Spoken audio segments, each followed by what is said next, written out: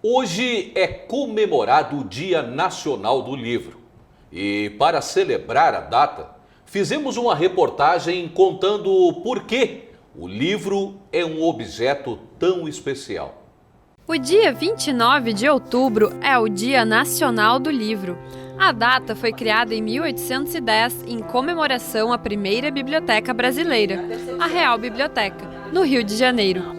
Conversamos com uma professora, uma escritora e um livreiro para entender por que o livro continua sendo um objeto tão valioso. E para entender a evolução do mercado do livro, nós viemos conversar com os proprietários dessa livraria, aberta há 22 anos. Localizada no centro de Garopaba, o espaço oferece mais de 15 mil títulos. Eles contam como que acompanharam diversas mudanças econômicas, sociais e tecnológicas nesses 22 anos. Estamos, eu e Esther, estamos há 22 anos nessa, mas temos ainda uma história pregressa antes de vir para Garopaba. A gente já trabalhava com livro, tivemos uma livraria café em Porto Alegre que fez muito sucesso na época, porque foi uma coisa muito pioneira, Não existiam livrarias café. E isso foi um grande sucesso porque era total novidade em Porto Alegre. Então na época, isso foi em 1986, 87, plano cruzado ainda. E para minha surpresa o troço foi são certos momentos mágicos da vida da gente, chamava-se Grafes Livraria Café. Tem muita gente que vem aqui ainda e conviveu com a Grafes lá em Porto Alegre.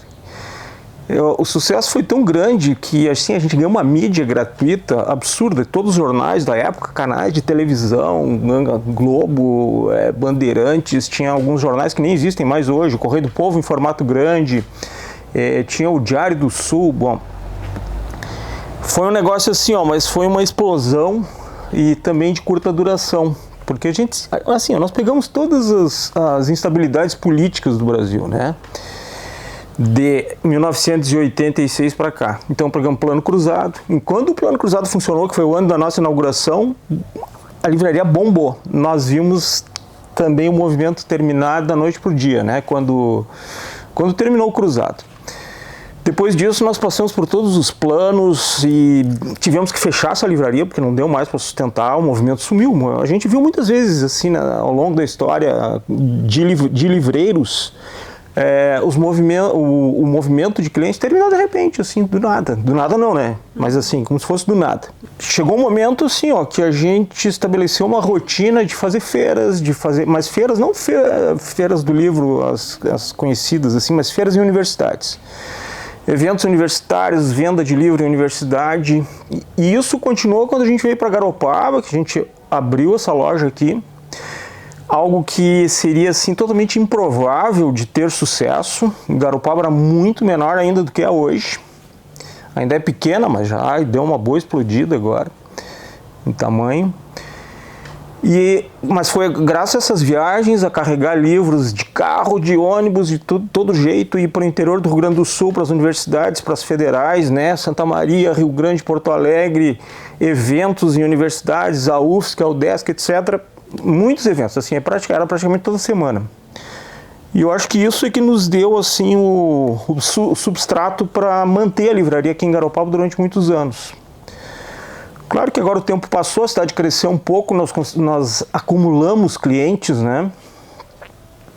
E hoje esses clientes voltam e a gente já tem vamos dizer a gente já anda pelas próprias pernas nesse momento, Eu digo nesse momento porque, tudo é incerto, a gente já tem essa experiência, E apesar do avanço das novas tecnologias, certas características do livro o tornam insubstituível. Que embora muita gente tenha profetizado o fim do livro físico, de papel, tradicional, isso foi mais um desses chutes, ninguém sabe o futuro, Então se faz muita profecia furada. Eu acho que o livro ele não é um objeto tão disfuncional em frente às novas tecnologias, ele ainda é ele é um objeto portável, econômico, não é caro demais, já teve muito falatório sobre o preço dos livros. Sim, o preço dos livros é alto, como outras coisas são caras, E não vejo, essa reclamação em relação a outros artigos, produtos, enfim. como esse choro, né, em relação ao livro, que me parece que é um pouco, que aí tem uma coisa que é uma visão negativa do livro, né? Eu acho que essa choradeira toda de, como o livro é caro, isso acontece muito pouco agora, na verdade, mas já ouvimos muito, né? E o livro, ele não é, assim, uma coisa fora da realidade. Eu acho que o livro, ele como eu tinha dito antes, é um objeto funcional, ele é bom de pegar, é bom de carregar, ele não tem os problemas que um livro eletrônico tem, né? Ele, se cair no chão, não quebra, não falta bateria, não precisa de conexão. Eu acho muito bom o livro de papel, a maior parte dos clientes me dá esse mesmo tipo de retorno. E eu pessoalmente, eu sou suspeito para falar, mas assim, eu não gosto de ler em tela, né? Não gosto de ler em tela, a não ser uma leitura muito rápida, uma informação que eu estou buscando ali, saber alguma coisa rapidinho, mas é pouco tempo, né? A maior parte das pessoas me diz isso. Claro que tem a coisa do espaço hoje, o espaço urbano é muito caro, né? Então as pessoas não têm mais espaço para acumular objetos e tal, e aí um dispositivo portátil desse pode ser interessante. Mas as pessoas, ainda dão preferência ao livro tradicional. E eu tento muito estimular certo tipo de leitura. Cara, lê esse clássico aqui, tu vai adorar. Lê o Moby Dick, né? E às vezes encontro muita resistência, né? Não é qualquer livro que a gente consegue empurrar no bom sentido, né? Entre aspas, tá? Mas eu fico muito feliz quando eu consigo recomendar um livro bom, que eu sei que é bom, e que, sei lá, um adolescente, uma criança aceita e que acho que vai dar certo, entendeu? Que pode ser um início, às vezes é um rumo novo que tu tá dando para alguém, né? Valdíria é pesquisadora em literatura. Moradora de Garopaba desde 2009, a professora se inspirou num movimento nacional, criado pela escritora Giovanna Maldalosso, que reuniu escritoras de São Paulo para uma fotografia histórica no Pacaembu. E foi aqui na escadaria da centenária Igreja São Joaquim que um grupo de escritoras de Garopaba se reuniu para reproduzir a fotografia tirada em São Paulo. O grupo Mulheres que Escrevem em Garopaba surgiu a partir desse ato. E a intenção do coletivo é fortalecer a escrita feminina. Então, depois desse dia da fotografia, a gente não sabia direito o que nós iríamos fazer, né? Nós fomos convidadas a vir aqui após a tomada da fotografia, era um dia de muito vento, foi no dia 2 de julho, e nós tivemos algumas ideias, né? O que nós poderíamos fazer a partir de então. Claro que encontros para ver o que dali surgiria, né? Então, é a valorização da palavra da mulher sobre o seu universo e o universo que ela vê. Porque nós temos, como em toda arte, nós temos poucas publicações de mulheres escritoras em relação a quase totalidade de escritores homens. Em termos históricos, o protagonismo feminino na literatura, seja enquanto a personagem principal de um livro ou como autora, é recente. Até muito tempo atrás, até 1970, digamos, elas escreviam com pseudônimo, as raríssimas que escreviam, né, e pseudônimo masculino, a gente sabe disso. E quando elas estavam na obra, elas eram sempre o objeto de desejo ou do não desejo dos homens. Então, as mulheres eram tratadas como donas de casa, como as amadas, como as amantes, como as mulheres serviçais. Elas não tinham profissão.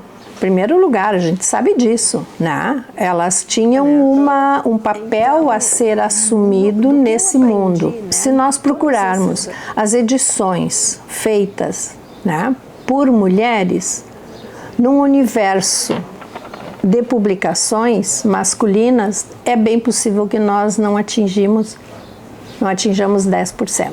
Assim, o livro desempenha uma função social: expandir horizontes e sensibilizar olhares, através da escrita feita por mulheres. E a partir das mulheres, comprando livros escritos por mulheres, lendo mulheres.